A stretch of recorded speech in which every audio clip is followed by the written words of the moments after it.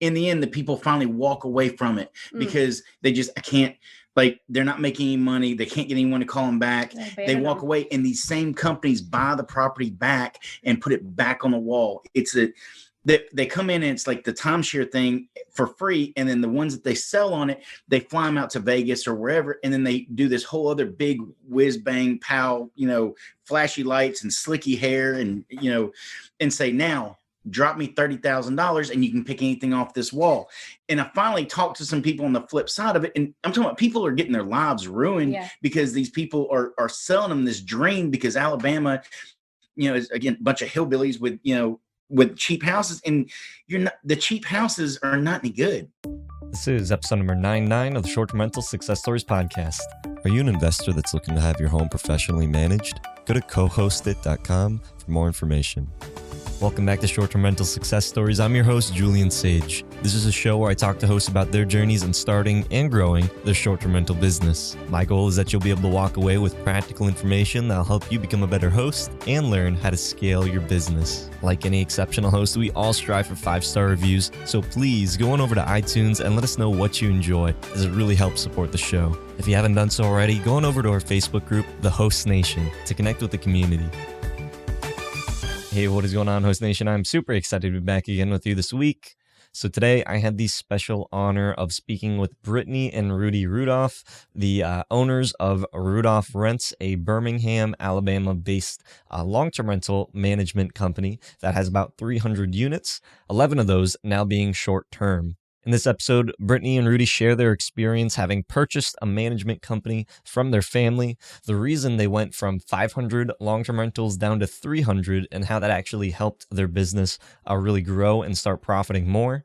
The biggest mistakes that they see a lot of investors making when they are coming into the Birmingham, Alabama market, what it's like managing and master leasing properties in a rural market, and some of the things that they found to succeed that other people have not been able to do, and there are reasons why Birmingham might be the next hot market, similar to Atlanta, which is pretty close by. Of course, if you like my show notes for this episode, go to shorttermsage.com/STR99, or if you like my show notes sent directly to your inbox every week, then go to shorttermsage.com/show notes. With all that being said, on to this week's conversation. Hey, welcome back, Host Nation, to another episode of Short-Term Rental Success Stories. In this episode, I have the special honor of speaking with Brittany and Rudy Rudulph from Rudulph Rents. They currently have around 306 properties in their long-term rental portfolio, but recently they've switched over to short-term renting and have found a lot of success. So we're going to be talking about that. But Brittany and Rudy, would you please introduce yourself to the Host Nation, let them know who you are and what inspired you to get into short-term rentals? We had, we've been doing long-term for a long time, and it's a grind, and there's really no way out of it. And it's the same thing again. We bought the company from my parents, and they worked the business for 30 plus years. And I mean, they built a great business, but in the end, where are you going with it? You're going to still be chasing the same money and the same tenants, and we said, let's try something different. And I was thinking we're going to buy a house, and we had a tenant vacated a house that we were going to tear down, and Brittany talked me into redoing it. So we redid it, and it was amazing. Just the income and just the experience we had with it, with dealing with people and meeting people. And then we did it for about 2 years. And once we had proof of concept, we started pitching it to our clients, our long-term clients, and they've started to switch over to the short-term. So can you talk a little bit more about, the history? You said that this is, you're the third generation of this business, but it didn't start off as a property management company. There was a little bit of a backstory before it actually transitioned. So it's almost like every generation, there's kind of like a new cycle of how you guys are managing this business. Yeah, my grandparents started the Rudolph Company. It was one of the larger brokerages in Birmingham. I don't know how up there. I always heard it was one of the larger ones, but I'm not sure where it was. But my grandmother was big time in real estate, and my grandfather was too. And then he was also he sold insurance out of the attic of their office, and they had about, I think, 30 brokers or 30 agents that worked for them. And then my father went to Tampa and learned something about real estate for a few years and then came back. That's when I was born in Tampa. And then he took over the company and turned it into a property management company back in 81. And then they retired. We bought the company a couple of years ago, and it was just, I didn't want to do the same thing my parents had done. And so we've changed it up, and it's been nice. It's a whole different business now. Can you kind of talk about what it's like when you took over the company?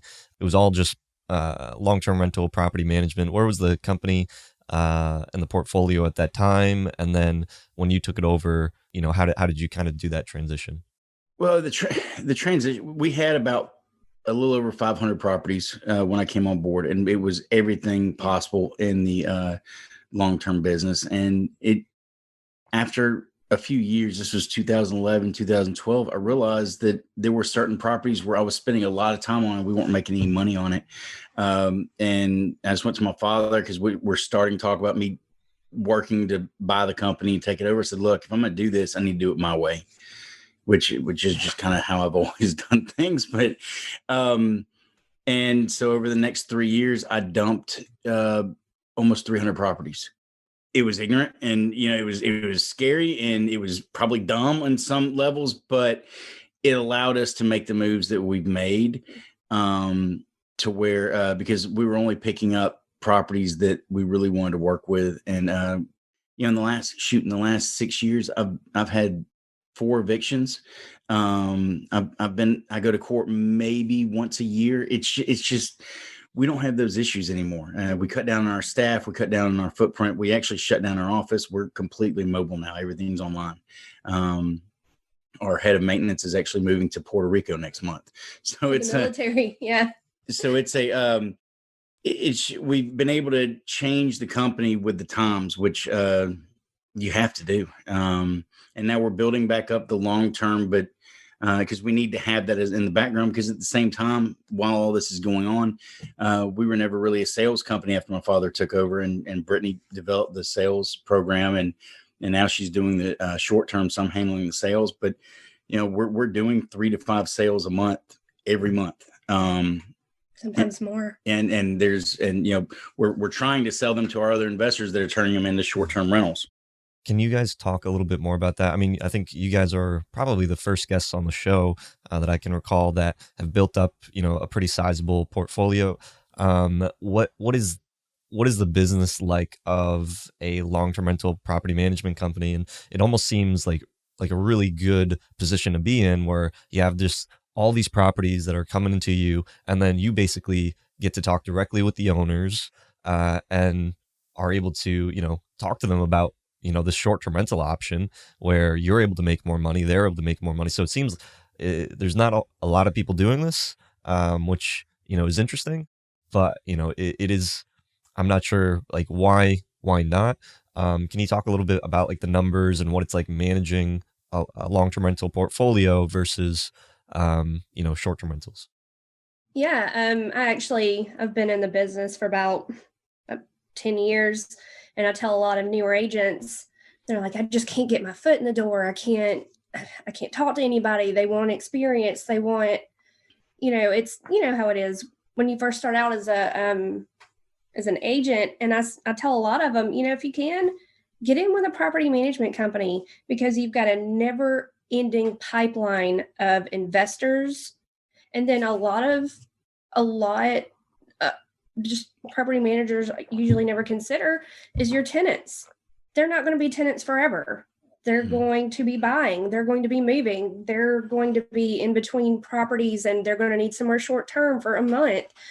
It's just this never ending stream of people that are looking to buy, whether they know it or not. Eventually, at some point, they're going to want to buy, or they're going to want to sell and buy something bigger or buy two smaller. It's something that, I feel so silly that we just kind of never really had that. But, it was like we were lying in bed one night and I just kind of sprung up out of bed. I was like, oh my gosh, what are we doing?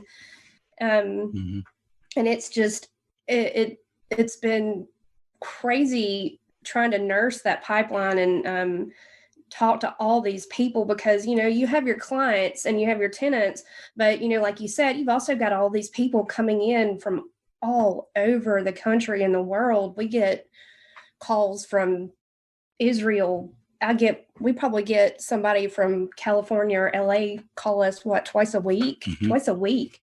They're from all over. They'll come to Birmingham because of the inexpensive real estate and the opportunity for long-term or short-term rentals. It's just like I told you, it's like the Wild West. It's like a land grab almost sometimes. Can you talk a little bit about like the numbers as far as like you said that you built out a sales team? Can you talk about what that looks like when you are trying to scale up a long-term rental portfolio with a sales team? Like, what do the numbers look like as far as like per unit? Like, how do you even kind of conceptualize that funnel to be able to say like we need to spend X amount of dollars or we need X amount of people to be able to acquire X amount of properties? Well, this is it. Like, this is the people. There is no other. We had some other agents that worked with us for a little bit. We were just so busy. We couldn't, I felt like we couldn't give them the guidance that they needed. I mean, we had the leads, but we were getting phone calls. Well, how do you do this? And I need help with this. And I've got this. And it was so much that it was overwhelming. So we kind of took a step back, and I was pregnant. I had my daughter in 2019. So we took a bit of a step back, but yeah, this is it. We have the support. We have the bookkeeper. We have maintenance, and then we have our quote unquote receptionist. But like, I answer at least 60 to 75 emails a day. I mean, that's lightly. I mean, but luckily with that folio, I'm able to use an auto distro, and then I send a follow-up text. But we still have people coming in, bringing in long-term rentals. And it's just, as they come in, I have others that are long-term rentals and the owners want to get out of it. And they're either going over to short-term, or I'm selling them to another investor that's going to turn it into short-term and keep it long-term. And we spent so much money and time on trying to market for property management. And in the end, I'm sure there's people that can do it, but the people who we found to try to set it up, and we worked with some decent sized companies, and we spent a lot of money for our company size. We spent a lot of money on it, and we really didn't get anything out of it. So now where we've gotten the most traction is our signage in the yards. It's in my vehicle. I've got an FJ that's got our same color, and it's got my logos on it. We just bought her a vehicle for the short term. We're wrapping that in a couple of weeks. We're going to wrap my vehicle, and it's going to be a traveling billboard talking about this, since no one's doing it. There's one company in town that does short term, but they're just basic condos. And we're looking at nice places with a big house with maybe a theme, or just it's an experience going in there. And people are enjoying it. We've got one right now we're working on that's multicolors and very bright and flashy. And this is a house that rents for I'm renting it from my client for $850, and it should pull in about $2,800 a month, which will be kind of nice. For sure. So there's a lot of I mean, maybe just to hit on the point, as far as like what do the numbers look like for a long-term rental portfolio? Okay. I mean, a long-term rental, where the company pulls 10%. And then on the management fees, the short-term rental, the company's pulling, we're charging 16.5%. So we know we're under the market value. We just wanted to get out there established, and at some point we'll look at it. But I mean, we're charging that, and my clients are switching. I mean, we haven't had, the only ones that have said no have said, if you want to run it, you can run it. And then, so at that point, I'm getting all the profits instead of just the 16%. So I'm okay with that.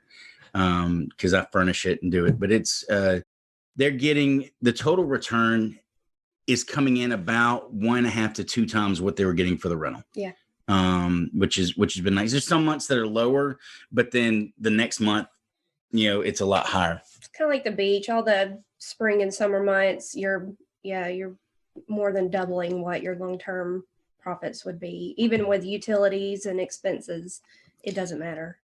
much more work is that for a long-term rental? I mean, you've got over 306, and it's hard to kind of believe you guys are, have 306 properties that you guys are managing by yourself. Obviously, you have a team that's helping you with that.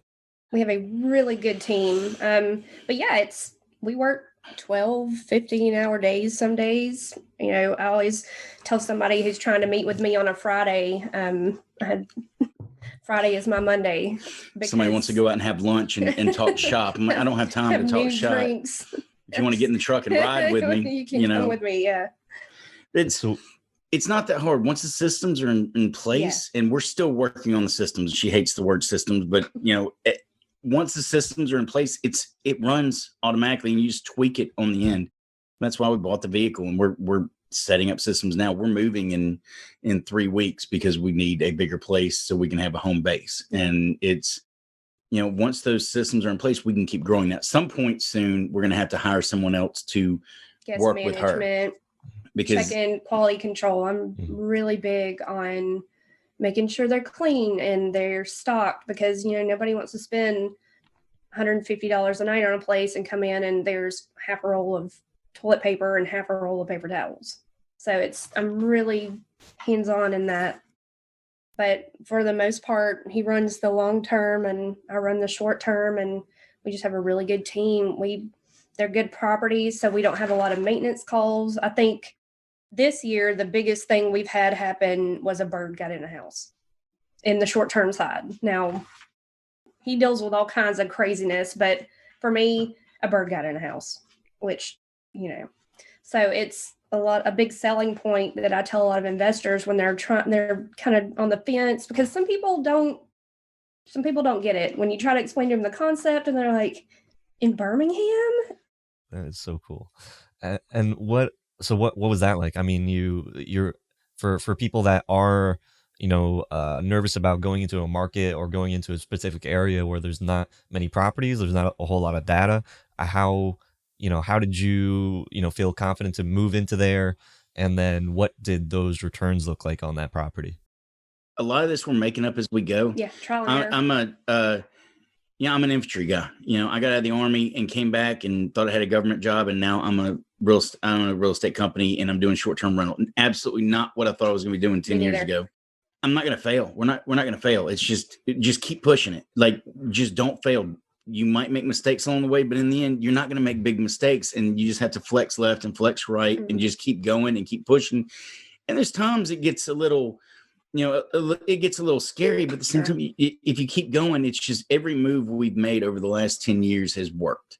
We haven't had anything where we fell behind. But it's scary, but just keep pushing. And if I'm pushing in those areas and I'm putting my own money on the line, then they can't really argue with me. I mean, my clients, the long-term owners, they know how I am. They understand it's a very in your face. This is how we're doing it. We're going to do it this way, this way, this way. No deviation. Just let me do the deviation. You just understand this is how it's going to go. And they say, okay. And the ones that are uncomfortable with that, they go somewhere else, and that's okay. That's fine. My clients they understand it's going to be a very in your face. Let's push forward. Let's make money. Let's be successful.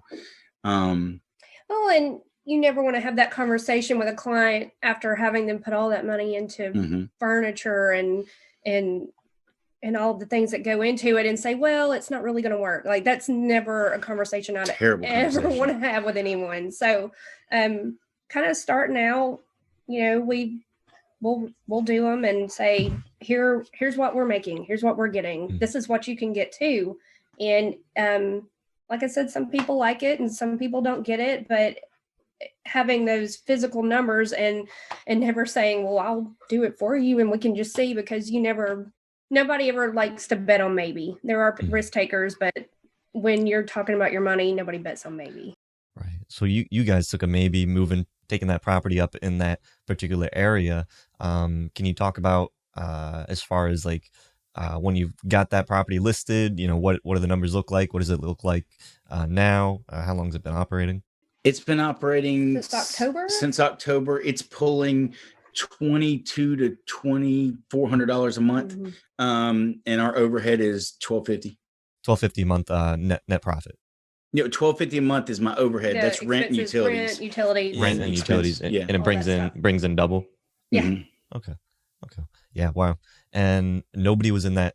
It took a little bit because about it a was new month in the area. to get it, to get it new, but we were lucky because we listed it right at the holidays. And I tell a lot of people, there is an off season for long-term rentals. Nobody wants to move with their kids in October or November or December because they're thinking about Christmas. But short-term rentals, it's different. Any holiday is going to be a busy time. As long as there are mother-in-laws, there are going to be people that don't want to stay with them. So that's what I always tell clients when they say, well, isn't this a really bad time? No, because people are traveling. I've had somebody one Christmas call me on Christmas Eve and say, I can't stay with my family. Please let me check in today. And you accommodate as you can, but as long as you have that, you're gonna be busy. And we were fortunate with the timing on that one. And with everything, we're still COVID. I mean, even though it's Alabama and most Alabamians are saying, forget the mask, whatever, there's still nothing going on. There's still not events and functions and venues, but we're full. And so we're creating that the name and the, and the properties are out there. And and I know I got a notice the other day that a concert series is coming into town in about a month. So now that they're coming back, we're in the process of launching a new website that's really focusing on the short term. We still have the long term, and that's there. It's just as much a part of it. But in the short term, if those stay booked, then all that's going to do is just bring in more short term. And then on the ones that we keep long term in those same areas, the long term prices are going to go up at least 25-30% because there's a shortage of properties. If I take 5 out of an area that that I've got 30 in, then my rents are still going to go up. This April, we have had more rental increases than I think we've had in 5 years, 6 years. Like silly increases. I'm not trying to scout people. It's just people are paying it and they're coming in. Property values too. It's just properties Taxes are going up, and properties that were already elevated are going up $150, $200 a month, because there's a shortage of properties out there. That's everywhere. So it's everything we're putting on the board is, there's nothing I felt uncomfortable putting out, but sometimes like, wow, people are really paying $2,000 a month for this townhome. But they're paying it, and they're paying it in a couple of days. So it's, and we're also, the other part that we're trying to work on is as we get the new website up, all of these properties are also going to be put out there as corporate leases. I'm okay to, if it's not a short term, if a corporation comes in and pays for 6 months, for Jimmy to stay there, who's the acting CEO of whatever company, that's fine. Like they don't care. And in the end, it gets the same result. So I think we have 2 points of sale there once we're on the short term. On the long term, you've got 1 point of sale, and that's it. Yeah. Hey, this is Julian, and I wanted to be able to give you our newest book, Airbnb Secrets Revealed: How to Build a Fortune on Airbnb Without Owning Property. In this book, we talk about the concepts of rental arbitrage investing as well as co-hosting and how you can build a business leveraging other people's properties. This book is perfect for the new short-term rental investor, and it's something that I wish that I had when I first started, as it would have saved me a lot of trouble and helped me to understand how to be able to leverage the power of short-term rental investing in your own real estate portfolio. If you'd like to get our newest book completely for free, go to shorttermsage.com/free book. Now, back to the show. And, you having the management company, let's say have you started seeing people that are trying to, talk to you with the idea of turning a long-term rental into a short-term rental? Like, is that something that you guys allow, or is it like, hey, well, this property, it's in my portfolio, I would rather do it myself? Like, how do you handle that type of situation? We haven't had anybody approach us. I've had one, and I'm meeting with them on Tuesday. Yeah. But it's kind of not really. They're a management company out of Montgomery, and they have short terms there, and they're trying to get into the Birmingham market, but they've got all of their guest management things. They just need somebody to make sure that the cleanings are done, the place is stocked, and show up and bust up a party if there is one. So trying to figure out how to monetize that. We're, like I said, we're still new. We're trying to figure this out. So I'm excited because it's a really big apartment building, and I guess they have a partnership with the owner of the building where I don't know how they're doing it. But trying to figure out how to monetize that, and all of these additional avenues of income that you can have. But yeah, we've had people, would you just set one up for me and I'll do it myself, or kind of unconventional ways of being in the market, but not actually having to manage. I've had several calls. Now, yes, people can set it up, but if you're setting up and you're trying to scale, you have to have the software. And I know there's software out there. I mean, we use that Folio because it's there. We're already paying for it. So, all maintenance, everything goes in it. And I know there's some other ones out there. I've seen them on the blogs, people talking about them, but you have to have something to kind of keep it all organized. But we're starting to talk to some people that are coming in from California, the Oregon, the Vegas people talking about, well, I want to buy and I want this ROI. All right, stop. You guys don't understand the Birmingham market. I know there's someone giving you classes out there saying this is how much money you can make, but they're lying to you. Like, it's just, you can do that, but you're dealing with a whole different set of properties. If you want quality properties, you're going to have to spend some money, or you can go this route. And I mean, there's ways you can get into it, but I think that's been the most entertaining thing about this whole job is all the out West investors thinking that you can buy a house for, $20 and a mule over here. And rent it for $1,500 a month. See, the thing is though, like you said, there's a lot of investors that are coming to the market, and they're expecting a certain ROI, and you're telling them like, hey, you gotta spend this much money in order to maybe see those types of numbers. It's probably like in the downtown area, probably something like that. But then you went outside of the downtown area into more of a rural, where probably where people aren't thinking that there is going to be any types of travel. And then you lease the place and you're bringing in probably more than maybe 3 or 4 properties combined, right? Yeah. And that's the thing. Every time we add one, it's like adding, like, as far as profit for the company, it's like adding 2.5 to 3 long-term rentals. And for every one short-term, it's 2.5 to 3, which is beautiful. Because then in the end, if I've got a third less properties, but I'm making more money, or at least the same, like that's just less overhead. And you're talking just from the managing one short-term rental, as opposed to like a master lease, where that's probably like 5 or 6 long-term rentals in your management portfolio. Yeah. It's just when we started looking at the numbers, once we were adding the properties, and just seeing the numbers that were coming out, I was like, wow, that's crazy. Just the amount of revenue that it's generating is like having, 2 to 3 times that in long-term rentals, but it's shorter term, and there's less issues. And maybe we got lucky, but we haven't had issues with the short-term rental. I think we've had 2 or 3 parties, and we hit the people with $1,500 fines because they smoked in the house and they paid.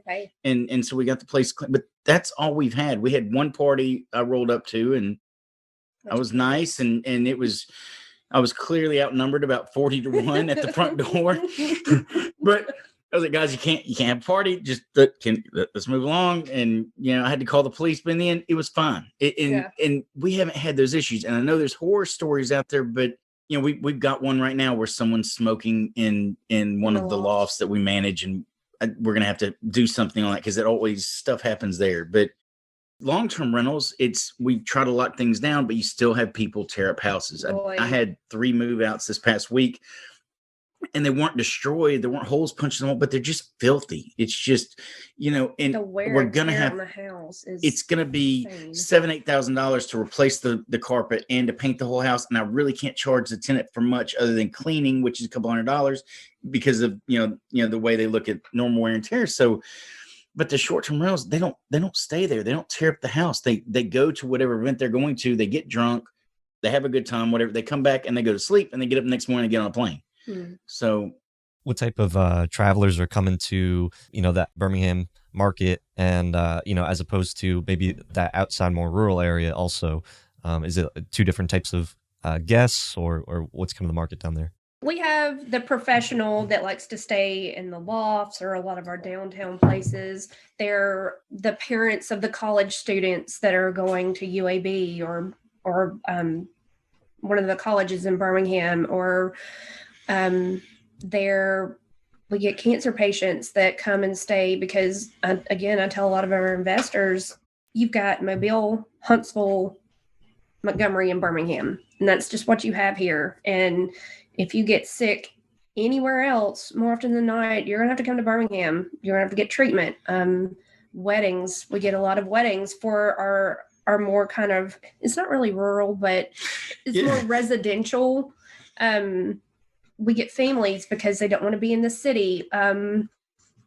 People that might not be comfortable with street parking or want somewhere quiet. We get, I had a factory worker that stayed there for a few weeks last month, and they worked night shifts, so they needed somewhere quiet where they could sleep all day.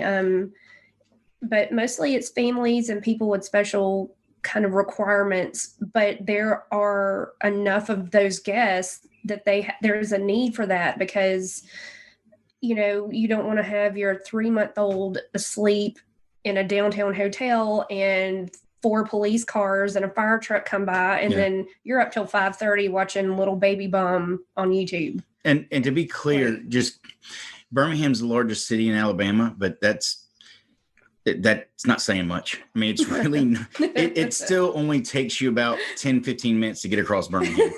So unless it's rush hour, and then it's like 25, 30, which is miserable. But the area that we went out to is this area, Irondale, and it used to be 15, 20 minutes away from Birmingham. But as everything's happened in the last couple of years, an area to the east of Birmingham, just east of Birmingham, it's still in the city, it's called Avondale, used to be a really rough area, and it blew up, and they redid it and they revitalized it, and there's all these businesses, and so now Irondale is 7 minutes from shopping, dining, entertainment, venues, beer, breweries. Yeah, we don't drink beer, so bourbon. But it's 7 minutes away. So Irondale was kind of catching the overflow of Avondale, and so now it's a place to go, because if you're in Avondale, you're paying. We've got an Airbnb down there. We just launched a while ago. It's going for $130 to $140 a night. Crazy. A 3-bedroom, 2-bath, which here is pretty. That's pretty good. It's crazy. We had travel nurses. It was on the market 48 hours. It was booked a month. The owner, when I sent the booking to the owner, she called me. She had to relocate to Dallas, and she was like, "Oh my God." It was crazy. It was, you celebrate those victories for your clients, because, you want them to make that money too. You want to have that yes moment with them, because the more money they make, the more money you make. And it's a beautiful thing when you make somebody a lot of money, quickly. Yeah. Legally. You guys are the full package, really. You have the long-term rentals, you also buy and sell the real estate, right? Mm-hmm. And then you also short-term rent it. I mean, you're like the whole package. I think that's really kind of the unique, and really it's an exciting time, and you guys are in not a traditional vacation rental destination, and you guys are doing this. You're working with investors, people are purchasing the properties, and you're able to offer these accommodations.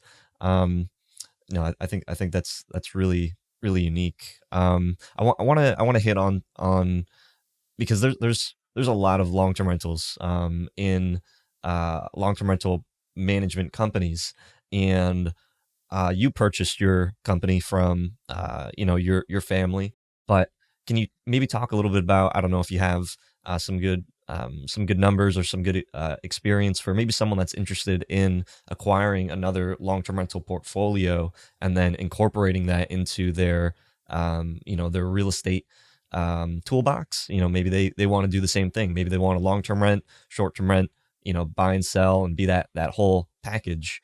Can you talk about what that is maybe like as far as purchasing a long-term rental portfolio? We haven't purchased any, because everything up until recently, the company actually only had the properties my father owned, and then he was selling those off because a lot of them were lower income, and I said I wouldn't manage them anymore. And so in buying, I think we've had a couple of people come to us trying to buy it, but everyone's trying to get in dirt cheap, thinking that everyone's desperate or their dollars are a lot bigger than what they are.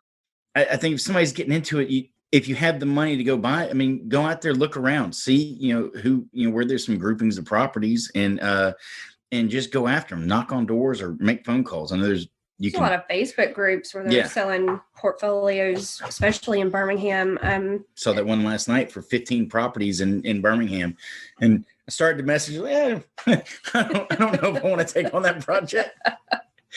But they run. It depends. Duplexes. I saw a duplex, an off-market duplex in Avondale that we were talking about. It was like $250K, and if you turn into 2 short-term rentals, I mean, you're going to have a pretty good ROI. And that's, getting your foot in the door. I always tell a lot of people, if you're getting into a market you don't really know, maybe buying 20 properties right off the bat is probably, again, there are risk takers and there are not risk takers. But I always say just start small. Start with one, get comfortable in your market before you go out and just, because you don't know what you're getting yourself into. A lot of these off-market portfolio deals, you're not getting an inspection. It's, it's backdoor cash swaps, and, so it's do your due diligence. I've talked to a lot of investors over the years that have gotten, and I use the term investors, but we're talking about people that have lost their retirement because somebody told them a property was worth this and they paid for it. And, having to tell somebody that the house they paid $300,000 for is only going to rent for $400 a month is a horrible, horrible phone call to have. And we've had that phone call a lot. I think the biggest thing, because at least once a month we're running around town, someone calls us, not picking on California, but it's California, one of those, and they're like, yeah, we're about to buy this investment property and see if you'll manage it. It's like, I can't portfolio. I can't touch it. It's just not, it's not in the area that I'm working. Well, the people I'm buying it from said, it's going to definitely pull $1,100 a month. I was like, it's not, it's not going to, they're lying to you. And, we went out, last week. Last week, and we went out to one. They were telling them it's going to pull $1,200 a month, and she said, "Well, haven't you heard of this management company?" It's like, no, this company's not in Birmingham. These are all investment companies. They're buying foreclosed property, and the scam that they're, and that's the problem is that they're getting involved in the scams. That's a whole nother podcast, to warn people on. But if you ever want to talk about that, there's a whole deal. But they need to call reputable property managers in town. Boots on ground. Even if they're not going to manage the property for them because maybe it's out of their area, just get their feedback. And I'll be honest with people and say, I can't manage it. Here's what you're going to get. I don't gain anything by lying to you, but just call the locally owned, last name real estate company. Like the mom and pops that have been around for 30, 40 years. They have no reason to lie. They shouldn't lie to you. I mean, they're going to be honest with you, and just that's who the investors need to call. Don't listen to, the guy in the suit in California that's telling you how much money he doesn't know. So you're saying that there's investors that are calling larger, no face to a name companies, and they're picking up these properties that, just based off the numbers, they're saying, hey, well, market average in this particular area is this, and this property is this amount of money. Have you ever been driving, and I don't know if they have it in DC, but have you ever been driving like on the highway and you'll see a flyer that says real estate seminar, or and it's basically they'll provide a crazy expensive lunch from like a really nice steak restaurant or seafood or whatever. And they have all these people that come in, and when you walk in, they'll be like MLS listings, but not really. And they'll be posted on the wall with all these houses, and they'll put the prices under them. And it's like a timeshare almost. Yeah. And they'll go to these seminars, and they'll they'll just buy them. They'll write checks on the spot for these properties across the United States, and then they'll call us so excited. We just made a great investment. We took out our 401k, and this is what they're telling us we're going to rent it for, and we just need somebody to manage it. And it's and when they don't get it managed, because a reputable property manager won't touch it, because it's gonna kill them. It's a waste of time.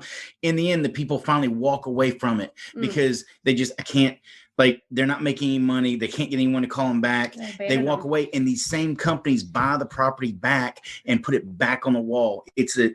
They come in, and it's like the timeshare thing for free. And then the ones that they sell on it, they fly them out to Vegas or wherever. And then they do this whole other big whiz bang pow, flashy lights and slicky hair and say, now drop me $30,000 and you can pick anything off this wall. And I finally talked to some people on the flip side of it. And I'm talking about people are getting their lives ruined because these people are selling them this dream, because Alabama, is again, a bunch of hillbillies with cheap houses, and the cheap houses are not any good. You're not going to make a good return unless you're going after a different type, rental, and that's fine. But then you have to be set up for that. If you're, Joe and Sally Smith from Oregon that's never done property management before, you don't know what you're getting into. And if you're going after certain properties and a certain price point, you're not set up for it. But then you have to have a property manager that does it. And when you get the property manager that came with that property, that's working with this investment guy that sold you this $30,000 turd, you're not going to get good results. And they're cycling the same properties. It's frustrating. And I've spent so much time chasing it down. I finally heard about it from both ends, where I understood how the process was working. It's just, I'd love to get the message out to people, but in the end, it's, they'll always be around. They're going to keep scamming people. Yeah. We got to get you. Should put in a tip. I don't know if you watch this guy, CoffeeZilla. He talks about like scams and stuff like that. It was just like, this is the first time that I've heard of it, but it makes sense. People with a lot of money, they say, get rich, off of from Birmingham, Alabama property that's pennies on the dollar, and you'll make X amount of dollars. And yeah, that's wild. That's wild. But so for people that are interested in purchasing in Birmingham, should they be calling like a property manager, or should they be calling like a real estate company? Like who do you contact? I think local property manager, they reach out to them, and they may not be set up to help them out with it, but at least they can guide them and say, this is the areas to go to if you want to get X. Mm-hmm. And then they can find an agent. It's just, if you go to a regular agent, some of the agents say they know property management, but they just moonlight as property managers just to get that commission. Mm-hmm. But it's, go to a property manager, find out, and what areas they should be looking at, and then do your research there. And then, or see if that property manager will represent you. I don't do a lot of representation on buying unless it's a very specific thing. I just don't have time I don't have time to run brand new people all over town.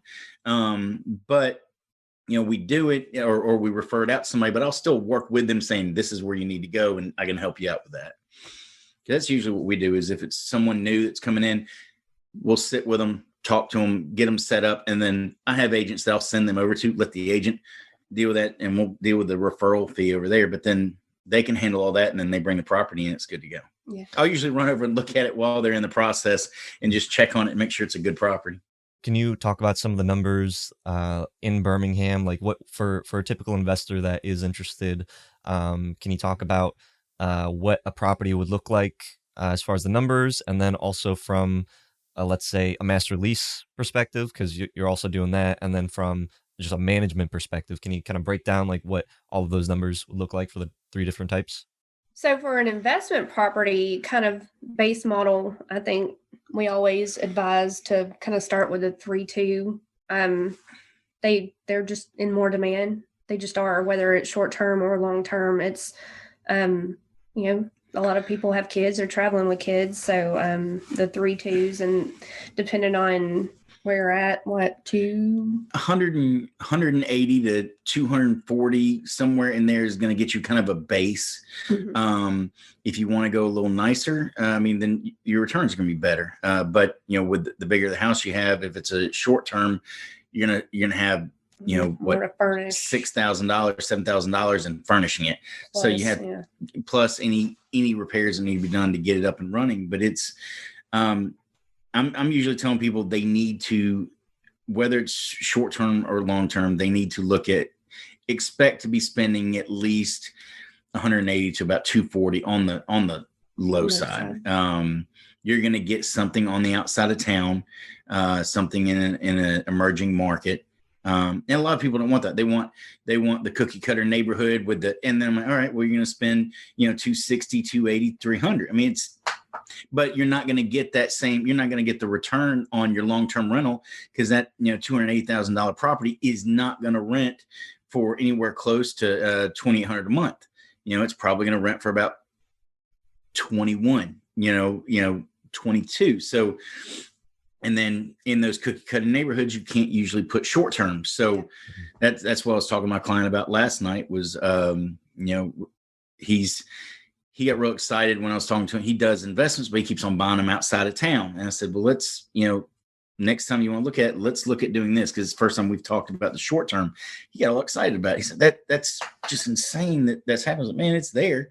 So, instead of buying these little cookie cutters, let's go back into an area, spend a little less money, put a little work in the house, and you'll make more than you make on the other ones. Yeah. And then for managing that property as a co-host, what can you typically kind of expect for that type of property? There, like I said, a lot of times, whether it's long term or short term, you're getting families, you're getting people that are traveling with their kids.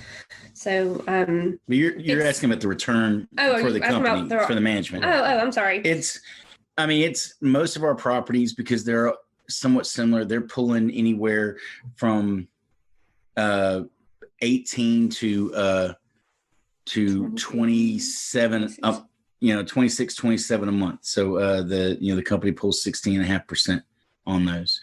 On the bigger ones, that on that one in Avondale, and that one's pulling 34 to 38 a month.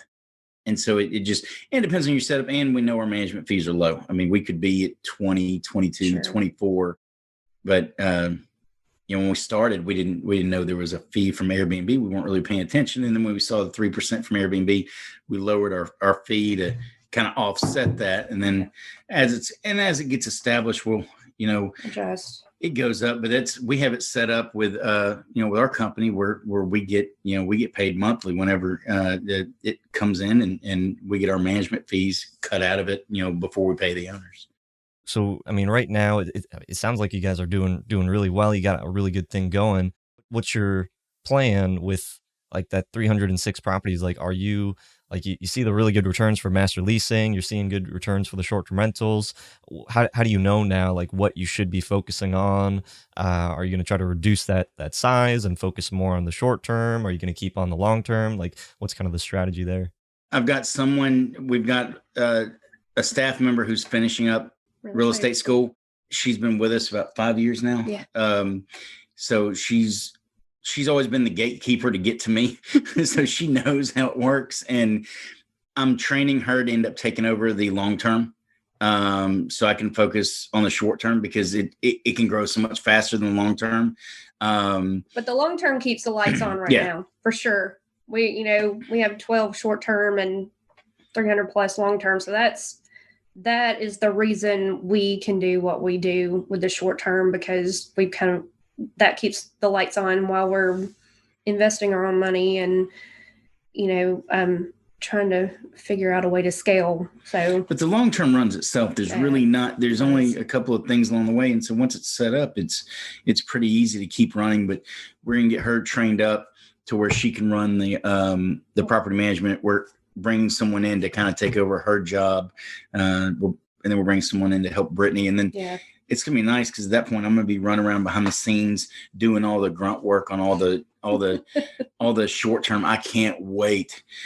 It's going to be running around putting out little baskets and cookies, I bet. Cookies and like Rudy with the basket, just I'm Rudy so Rudolph with the little basket of cookies and yeah, I can see. I cannot wait. I'm so excited. The property management's been great, but we've been running for 10 years because when I came on, there was a property manager who'd been with the company for a long time, and we ended up getting rid of that property manager. And so all of a sudden, me fresh back from Iraq, all of a sudden I'm running a company that I don't know anything about. Yeah. And we had to learn, and Brittany was working. And I was a bartender. It was like together, like we absolutely got our tail kicked for about 3 years trying to figure out what we were doing. And so it's been an all out sprint for 9.5 years. And so now it's finally getting to that point where we understand it. And now it's, trying to build off of what we've done the last 8-9 years. Would you recommend for someone that is interested in, because you guys have a really, really nice thing going. You're working with investors, you have a portfolio of properties, you can pick and choose the best that you want to work with, personally. It sounds like a good deal. Do you think that, for someone that is maybe interested in like an M&A, like where they go out and actually acquire a, like you said, like a mom and pop that has a portfolio of properties that they're running and they don't want to do it anymore. Do you think that if you were to do this again, that you would purchase a long-term rental portfolio, or would you just go straight into the short term and kind of skip all that? It's good to have the long term. It's not as much about I don't look at the doors. I look at the people that own those doors. Yeah. And we're real selective about long term that we pick up. I've walked out of so many meetings with people that were wanting me to long term. I walk in and they're slumlords and they're not going to take care of what needs to be taken. And I don't have time to run back and forth with you because we need to get the AC fixed because it's 90 degrees outside. Yeah. My reputation is online, not yours. So, and I'm real selective. And so it would be hard for us to purchase a portfolio of long-term because I don't know what I'm going to get out of that. Yeah. And I really don't want to spend, it would take me months to sort through it and talk to them and sit. I might do it if it was 2 or 3 that were owned by the same person, then I can figure it out, within a couple of conversations with the person. But some people do it. I'm not saying not to. I run things different. I don't want to be held hostage by an owner who refuses to do any repairs. Yeah. Got it. So because you this was a family business, you already kind of knew what was happening, and you said that you even reduced 200 properties. So if you could go back and start from scratch, what would you do differently? There might be some properties I didn't get rid of. there might be 10 or so properties that I don't get rid of, but at the same time, we're where we are now because of what we went through to get here. And there was a couple of years. It was tough and trying to figure it out. And, I made some mistakes. I got rid of too many properties, but it made us adjust fire to go a different direction. And I think we needed that to get to where we are. I guess I don't know if I would change anything. I would like to keep some people around that if we had made the changes earlier, there's some employees that I had some Army buddies come in after I took over. I was overseas with them and they actually just came in and helped me rebuild it. And I wish we could have made the changes to keep them around because we ran it like our CP over in Iraq. It was like family. It was fun. And that's the only regrets I have is not being able to scale quick enough to keep those people around. And they end up going back home and we still talk about them working remotely, and that might happen, but it would have been nice to have those people still around. It was really fun. Would you, knowing what you know today, would you still go the long-term route, or would you, maybe just instead of trying to build up a long-term rental portfolio or long-term rental management company, just go straight into the short-term, still talking to investors, still looking at properties? I don't think so. And if we're talking about 10 years ago, there was no Airbnb. There was no, there wouldn't have been So I think the way we did it with the popularity of the homestay websites and apps, if we would have started out just in an all-out blitz, I don't think we would have had this success that we had now, because it just wasn't a thing. If you were going to stay anywhere in 2010, you were going to stay at a Hilton. The shine of being in a hotel isn't what it was 10, 15 years ago. It's nice to have your own space. It's nice to have your own kitchen. And I think that's just the right route. I think it's also going the long-term route, which, if you have someone that's had their houses managed before, they've been doing it for 20 years and they know, but then they want to switch property managers. All of a sudden this guy comes in that starts talking about, we're going to do a short-term rental. He's not trusting. Like we were I'm crazy. okay. Like all of these people that we've had a couple of owners come in that are brand new that just start. So we're picking those up that have never done long-term, and they say, yeah, let's do it. But most of them who we're working with are people that we've worked with for years of trust. And so I can call them and I don't have to spend, time going through it. I'm like, here's what we can do. Here's the money you can make. This is what I want to do. And they're, dude, Rudy, do whatever you do. Like, I don't care. Like, just let's make the money. Just tell me what I need to do. Yeah. And so it's okay to establish those relationships, because then those are people I'm going back to with my new crazy ideas saying, all right, now let's do this. And like, all right, let's do it. And, we've got one client that, he's got 7 properties with us, and we go to him with so much. And he's like, let's do it. Absolutely. That's, They're good sounding boards, because that's a 10-year relationship. We're friends. We're in a business partnership, but we're friends. So, having those people that have, decades more experience than we do to call and just be a sounding board, that's invaluable. And we wouldn't have had that 10 years ago. Like he said, they would have been like, you're crazy. No.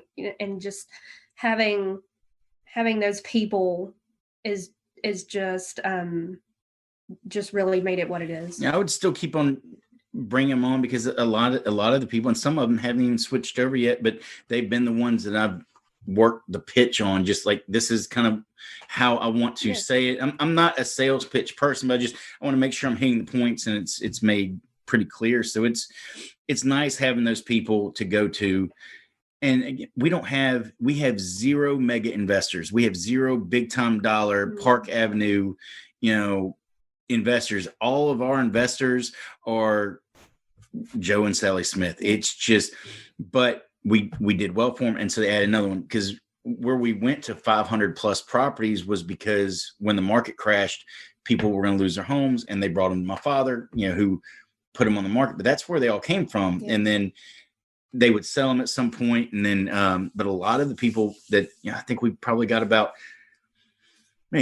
15 to 20 owners that have multiple properties with us. And it was going so well. Once we kind of changed the process, they went and bought another one. And that was their new investment home. And I like working with those investors. I don't like the big corporations, because you just can't get anything done. But that's me. It definitely works other people. But for me, it's just, I need just someone I can call them it. This is what we're doing. And they're okay with it. Yeah. Last question here, just to wrap up. Do you see Birmingham changing as far as, you guys are also, trailblazing? You're finding that there's new people that are trying to come even in the outskirts of, the downtown area. Do you see the types of the market, or how people are living or traveling in Birmingham shifting from where it was maybe just a few years ago? Yeah. Oh yeah. Long term and short term. Oh yeah. Completely different clientele than it was 2, 3, 5 years ago. Totally different. Well, Birmingham's next in the shoot. Nashville, Atlanta, whoever else is close. I mean, the bigger cities that are close, they're saturated. And we knew about 6 years ago that we're next. 6, 8. We're in line. We knew, because we started having some New York investors coming in talking about, well, I'm going to buy you out, and you will be this company. And they had a bunch of great ideas. But again, I was like, you guys don't know this market. And I was only a couple of years in at that point, but it was funny hearing these big investment companies come in talking about how they're going to change it. I was like, yeah, y'all aren't going to do that. Y'all are And in the end, they all failed. Every one of the large ones failed. And there are some ones that are here now. There's 3 or 4, but they're not as loud as the New York and the LA ones that came in. And so you can see it changing, but the big companies they're not able to get into the inner, like the suburbs of Birmingham. They're having to go on the outskirts. If you look, outside of 459, which is the southern bypass, they're pretty much hanging out on the edges, because that's where they're buying these properties. They're going in and working with these owners. But if you're closer to Birmingham, Mount Brook, Homewood, Vestavia, Hoover, you don't need to sell to an investment company, because you're just going to you're going to put a sign in the yard, and it's going to be under contract at highest and best offer within about 72 hours. Yeah. It's just, so these big investment companies can't get into the retail Class A properties, because they can't afford it, which is kind of nice. But because we're from there, that's where we were for, our office was in the middle of it for years. So we're in that inner area, which is kind of nice. We really don't pick up as much on the outskirts anymore, because people end up selling them. There's no one's turning around and renting them anymore. So I'm hurting in the stuff outside of Birmingham, just because no one's bringing them in anymore to rent out. They're selling them, and the ones that are bringing them in to rent out, they are taking them to the investment companies that rent them out themselves. Right, but you're seeing that there's people that still want to travel to those outside areas. Oh yeah, we get CEOs. There's an Amazon plant coming. There was one that was built in Bessemer. You've got a lot of corporations that are coming in because of our cheaper than larger cities real estate. It's not just in the housing markets. We're talking about corporate and retail. They're coming in and making Birmingham their home. Birmingham is spreading out quickly, and it's it's where it's at now is it's on the outer limits. There's nothing past that for another 15, 20 miles, but it's expanded so much. You've got areas like Calera used to be nothing. It was a railroad track and maybe one stop sign. In the last 10 years, it's exploded. And people are moving out there, and it's new construction everywhere. And there's not enough housing. It's everything that goes on the market sells. I've got 3 that are going on the market in the next 2 days, and I've already got people like wanting to put offers in on them. It's there's not enough inventory. So Birmingham's going to continue to grow. I don't know what's up after Birmingham. I know Huntsville's getting hit right now. Maybe Montgomery. I don't know enough about Montgomery to know if that would be the next up in the chute. Well, what's the best way, if anybody wants to be able to reach out to you, Brittany, Rudy, if they have any questions, if they're interested in the Birmingham area, how can they get in touch with you? I can send you my contact information, my email address, or you can always just give me a call. Okay. They can go on our website. Now, keep in mind, we're in the middle of launching a new website right now. So it has the sign that says under construction, but RudulphRents.com. That's RudulphRents.com. And that has a contact us tab on it.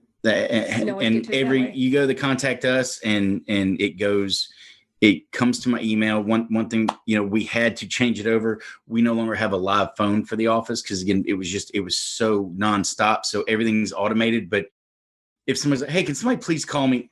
I call. That's part of what I do. But most people, I can send the auto response, and they follow the instruction. We're doing something crazy now where we were spending so much time on the phone with people. We figured we'll send you scripts, and this is, if you follow these instructions, this is how you go through the process. And the people that don't follow instructions, we don't work with them, because they don't get through the process. And the people who do follow instructions go through it. And some people get that they want to talk to somebody real time, and that's fine. But follow the instructions, and you get through the pre-qualification, and then we're going to show you. And it's been nice, because I'm not spending 5-6 hours a day on the phone answering the same question that I answered in the email. So, or having to tell people I can't make a special exception due to fair housing. Your situation is not something I can take into account. I'm a property management company, And so it's been nice to kind of be able to step away from that and let it kind of run itself. Yeah. Awesome. Well, of course, we'll include all the links that we talked about in this episode in the show notes if you want to be able to reach out to Brittany and Rudy. Brittany, Rudy, thank you so much for taking the time to share your experience. Really excited. We'd love to be able to get you on in a future episode as well. And until next time, Host Nation, keep on hosting. Thank you. Thanks for having us. Hope you hosts benefited from the show. If you found value, please go on over to iTunes, leave us a review, and let us know what you enjoy about the show. If you'd like to talk to hosts that have been featured in these episodes as well as the community, go on over to our Facebook group, The Host Nation.